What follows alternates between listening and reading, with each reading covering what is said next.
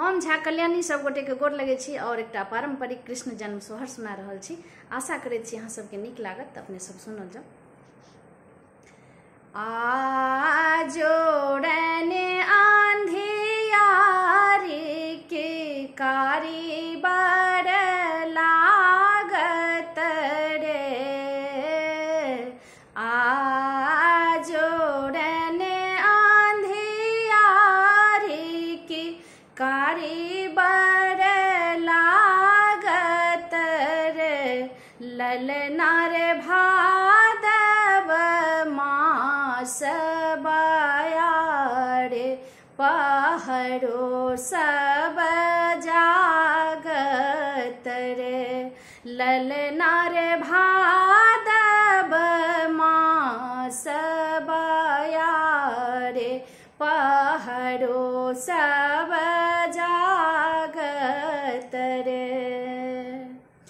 बालक सब जग पालक, घालक अरिदल रे, ललना रे सुंदर अते सो कुमार, कंस बस मारत रे, ललना रे सुंदर अते सो कुमार, कंस बस मारत रे।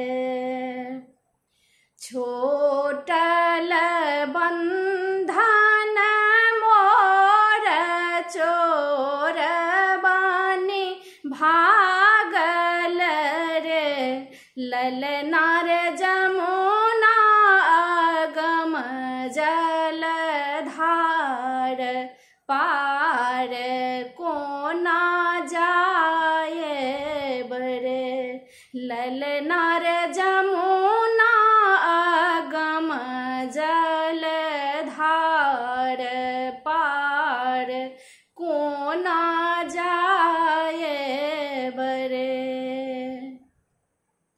लेलाने माथवा सुदेव की देवाही मनाओल रे, ललना रे करी जमुना जल पार, चलल पहुँचाबय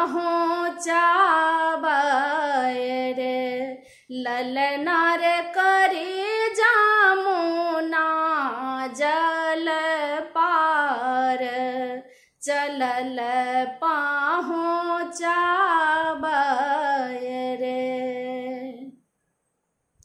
नंद यशोदा केर भाग कि कृष्ण गृह आयल रे, ललना रे चिहू के उठल झटलाए, कोर में राखल रे, ललना रे चिहू के उठल झटलाए, कोर बीच राखल रे।